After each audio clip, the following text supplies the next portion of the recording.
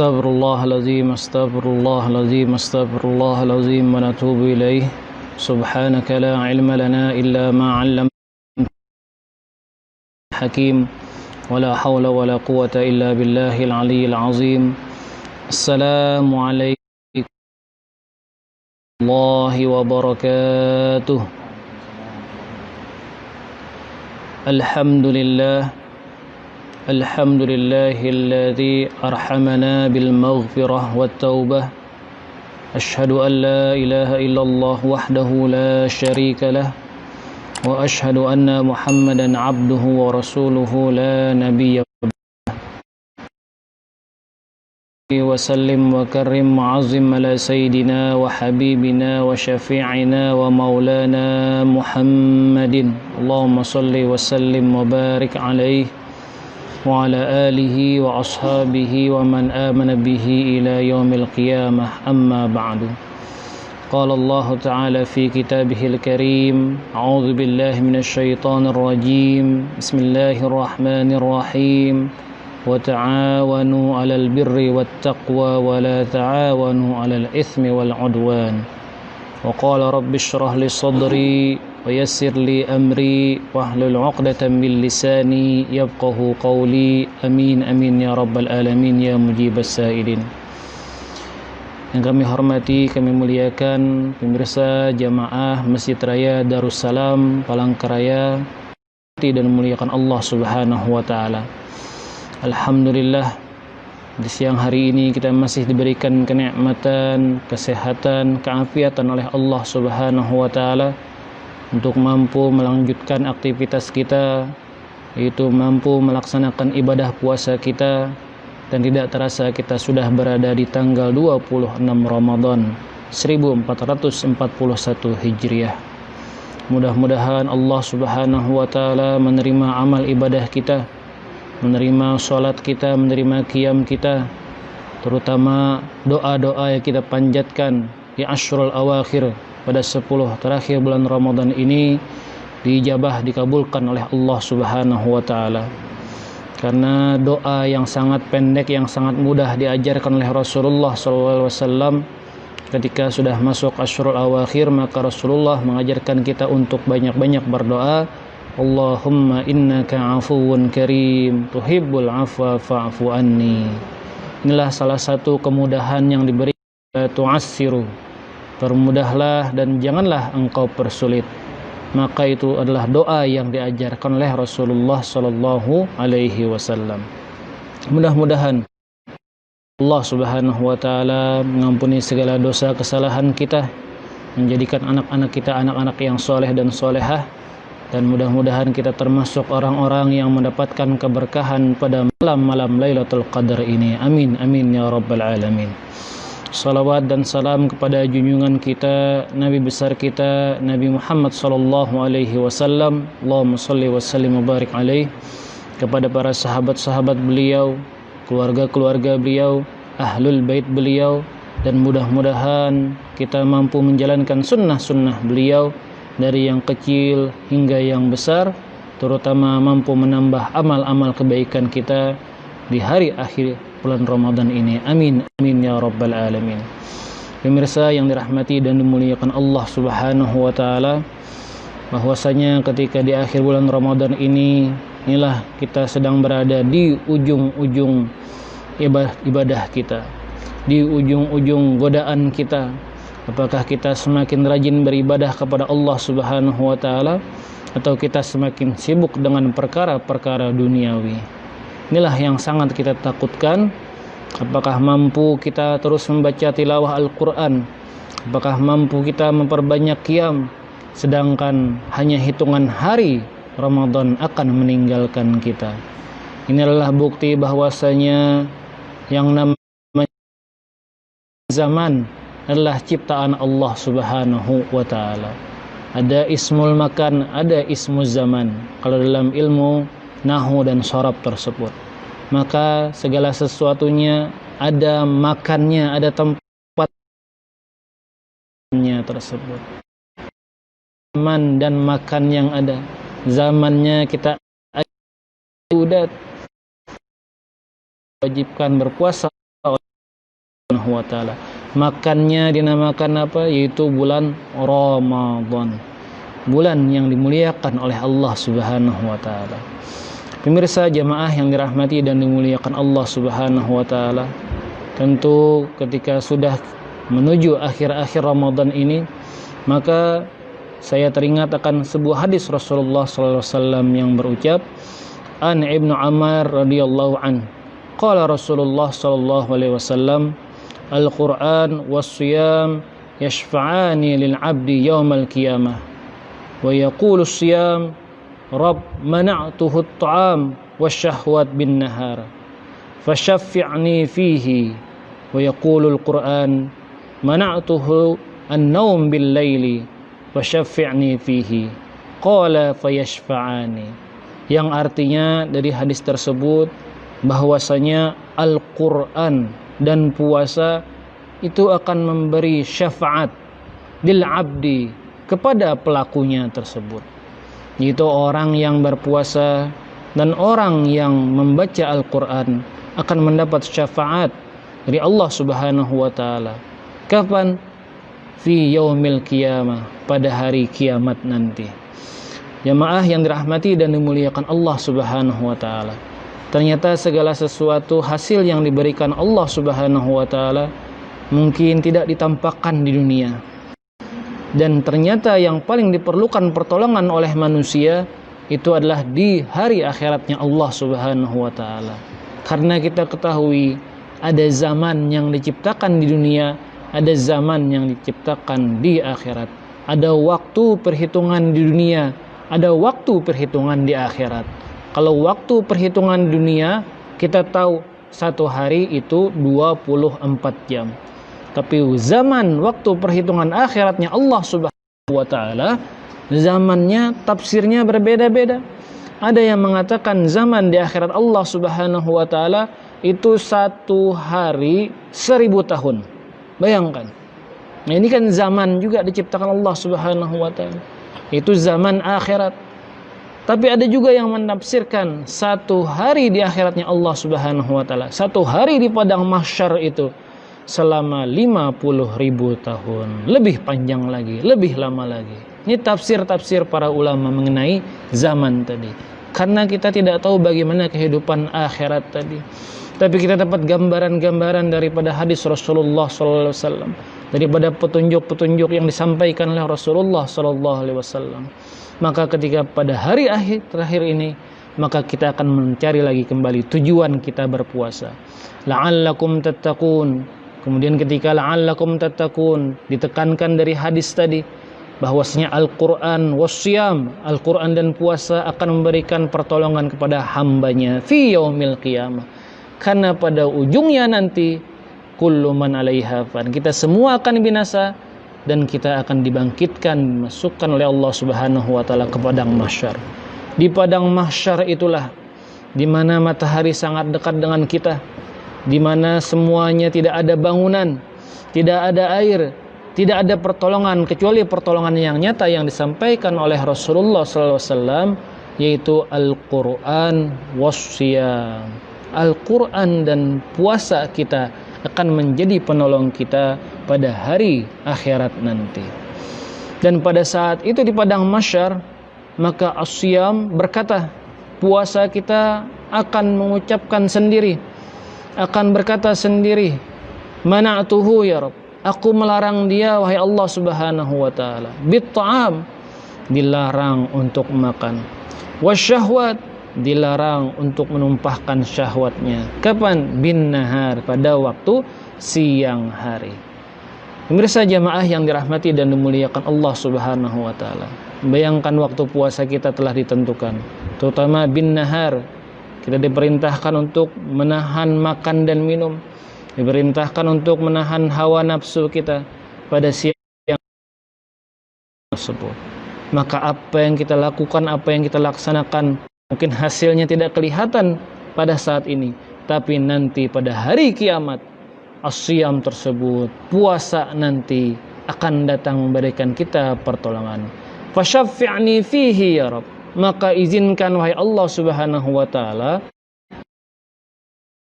kan syafaat, kata puasa memberikan pertolongan kepada hambaku yang berpuasa.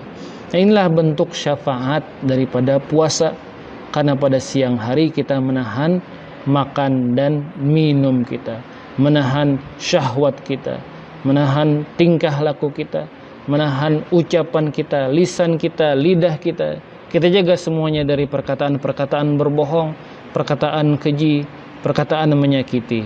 Maka hasilnya nanti akan menjadi penolong bagi kita di hari. Begitu Al-Quran, wa yaqulul Quran, dan berkatalah Al-Quran, mana'tuhu an-naum bil laili, aku melarangnya untuk tidur pada malam hari. Bayangkan, tidur pada malam hari. Ketika kita bulan Ramadan, maka malamnya dianjurkan kita untuk qiyam. Sampai qiyam kita, malam kita sia-siakan untuk tidur santai.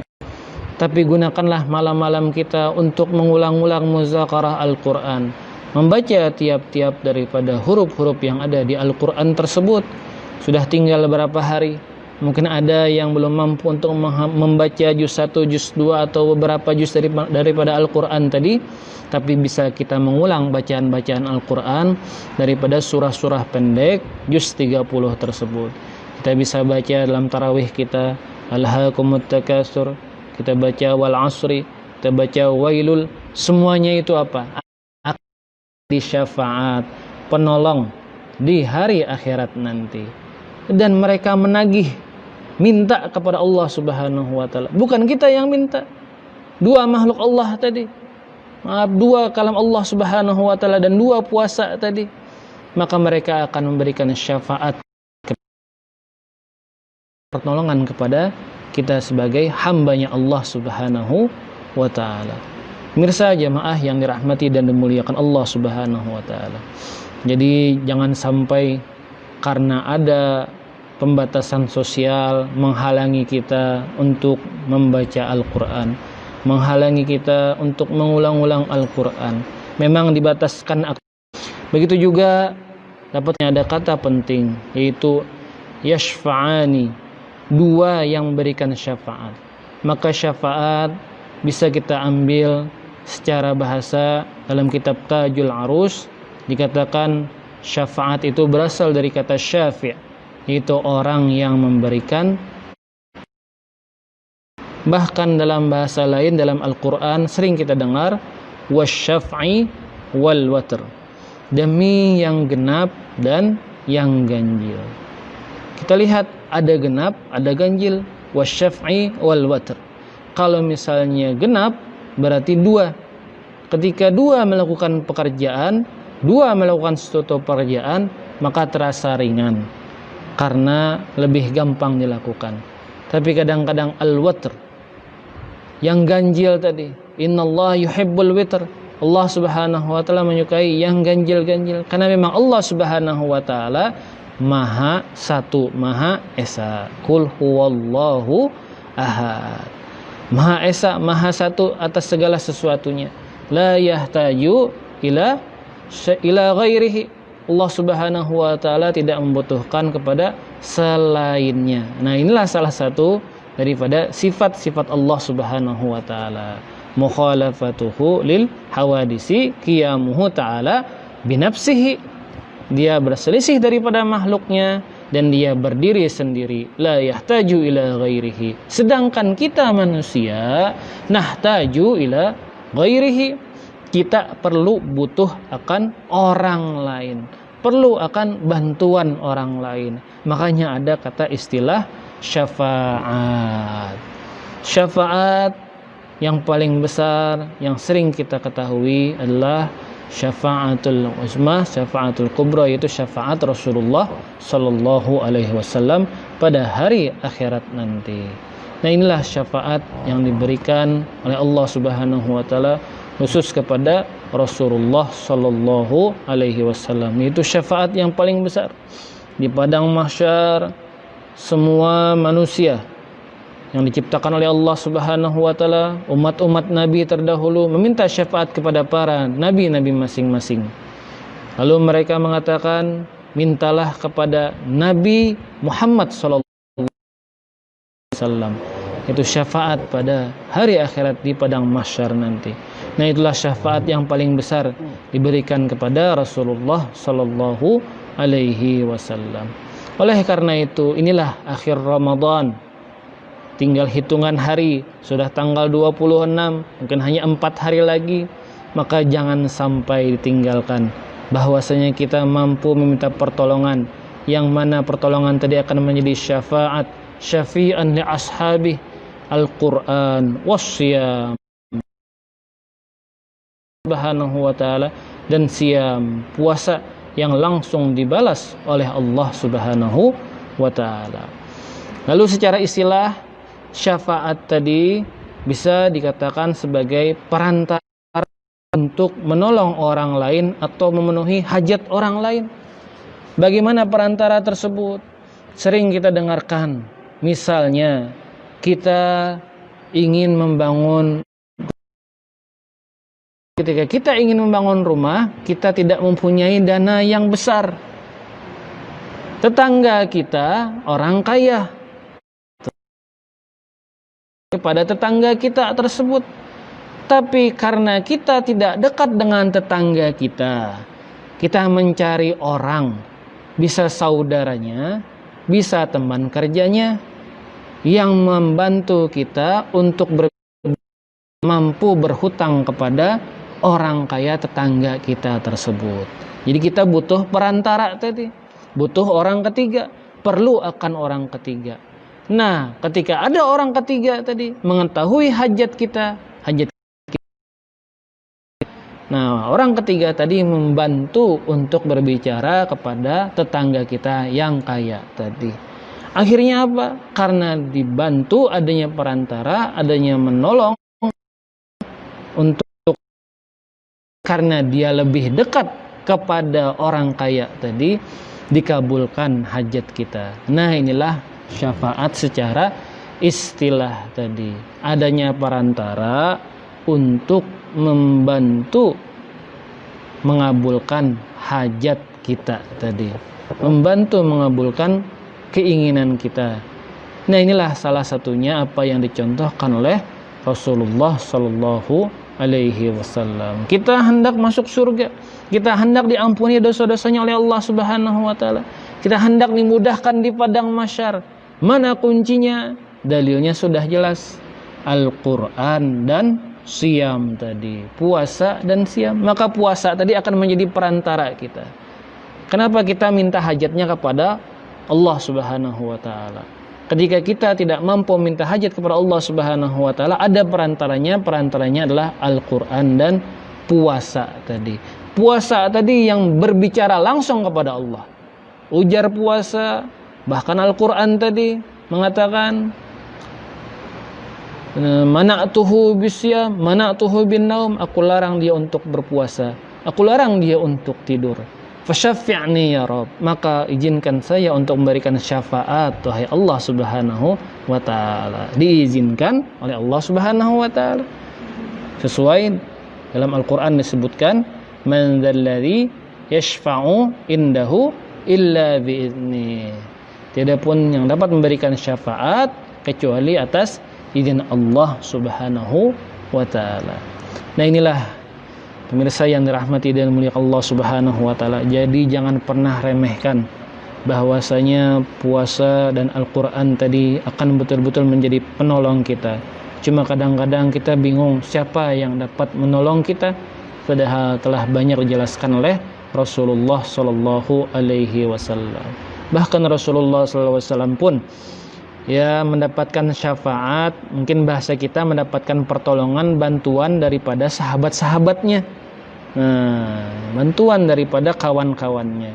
Karena tadi wasyaf'i wal watr, yang ganjil, yang satu itu hanyalah Allah Subhanahu wa taala. Tapi kita wasyaf'i, ganjil, genap, kita adalah makhluk yang perlu butuh akan bantuan orang lain.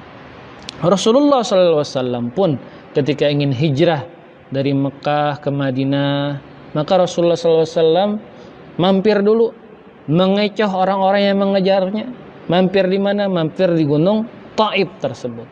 Ketika mampir di gunung Taif, maka sahabat beliau yang selalu setia menemani beliau itu Abu Bakar Siddiq menemani beliau hingga sampai ke Madinah.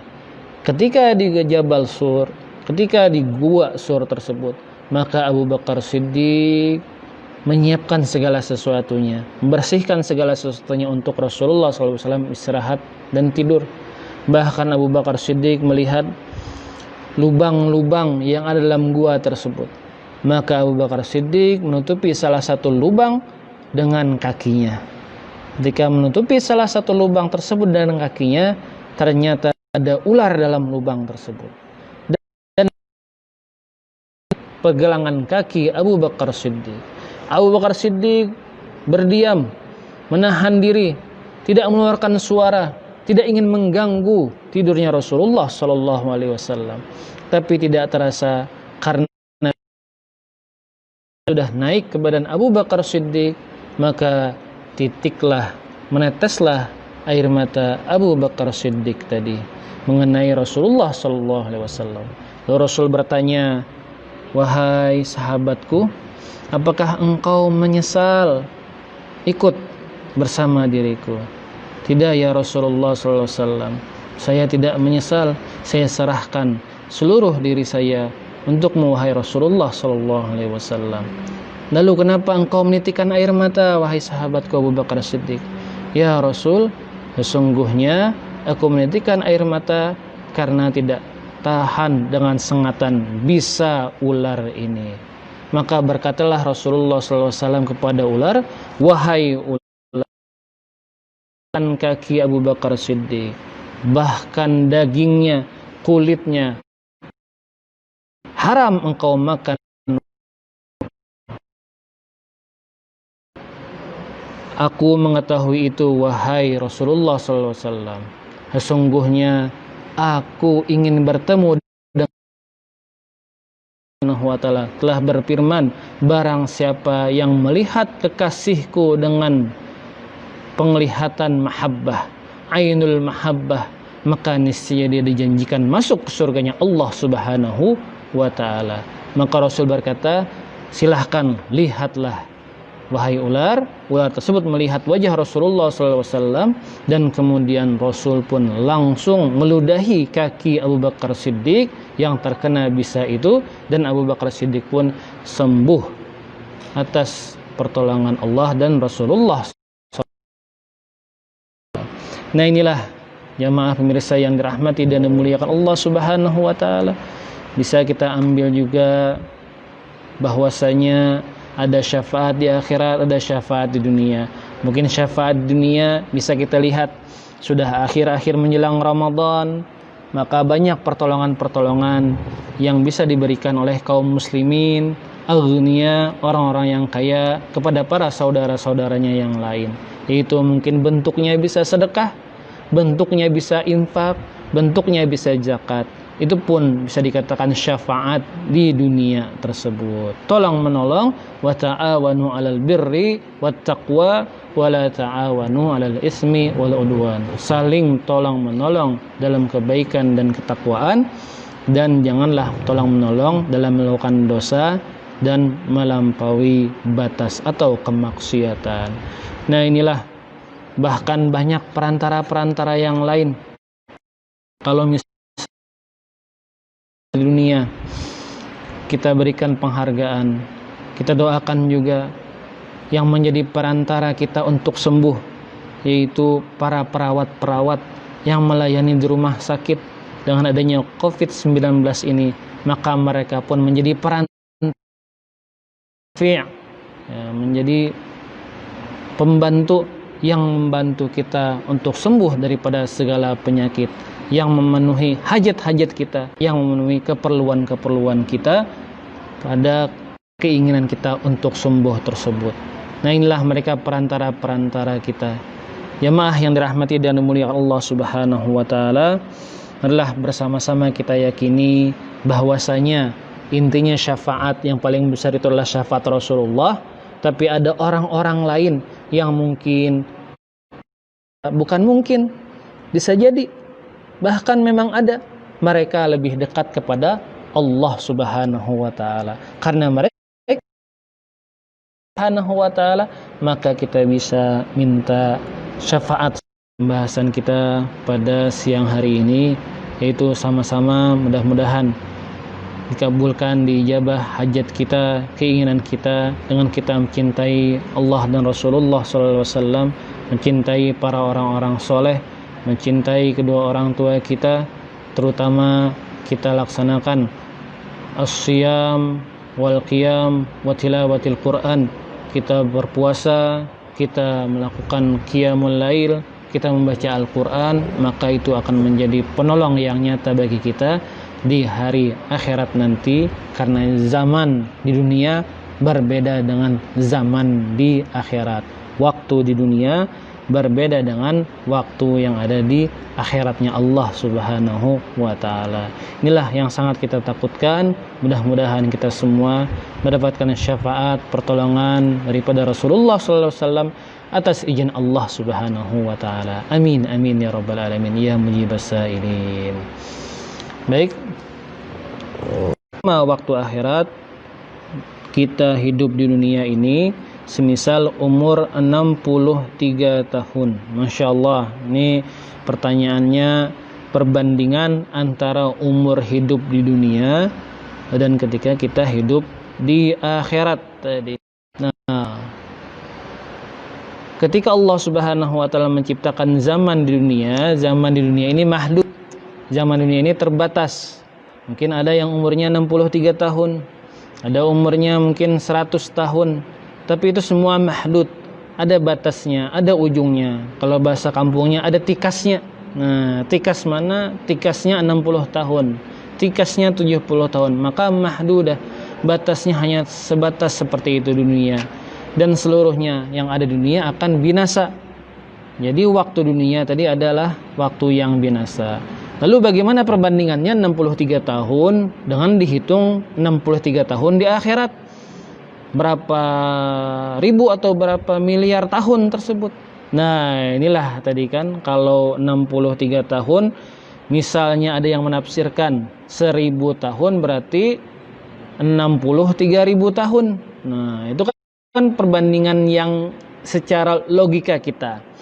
Tapi dalam Al-Quran bahwasanya akhirat Allah Subhanahu wa taala khalidin. Nah, itu adalah tempat yang abadi. Nah, tempat yang abadi yang diciptakan oleh Allah Subhanahu wa taala. Jadi kalau misalnya itu abadi, Masya Allah, kita dihukum oleh Allah Subhanahu wa taala 63 tahun, 60.003 tahun. Tapi kita minta tadi syafaat pertolongan Allah Subhanahu wa taala tadi, pertolongan syafaat daripada Rasulullah sallallahu alaihi wasallam. Jadi hitungan-hitungannya kita tidak bisa menghitungkan secara hitungan duniawi, karena surga dan neraka itu awalnya menjadi ada dan akan terus ada. Awalnya tiada,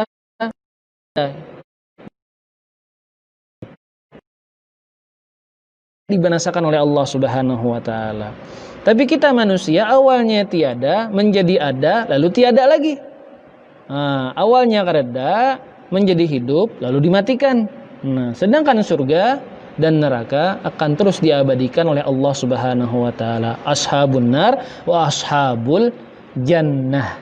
Nah, jadi bagaimana hitungannya? Hitungannya bisa khalidin. Nah, tapi khalidin ini mudah-mudahan kita diberikan pertolongan oleh Allah Subhanahu wa taala, diangkat oleh Allah Subhanahu wa taala atas istighfar kita, atas salawat kita, atas baca Al-Qur'an kita, atas syafaat daripada Rasulullah sallallahu alaihi wasallam, bahkan kilal iman biqauli la ilaha illallah, diangkat, dimasukkan, diampuni oleh Allah Subhanahu wa taala, kita masuk ke surganya Allah Subhanahu wa taala. Nah, jadi kalau misalnya kita hitung 1000 tadi 63.000, tapi itu hitungan otak kita aja.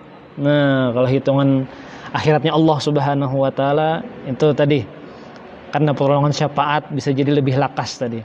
Dan kita harapkan mendoa nih, Allahumma Allahumma sahil su'alahu, ya Allah mudahkanlah soalnya.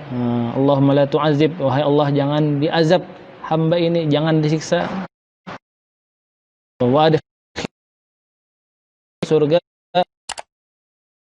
tanpa perhitungan ya Allah Subhanahu wa taala, langsung dimasukkan surganya Allah Subhanahu. Nah itu raza kita, permintaan kita.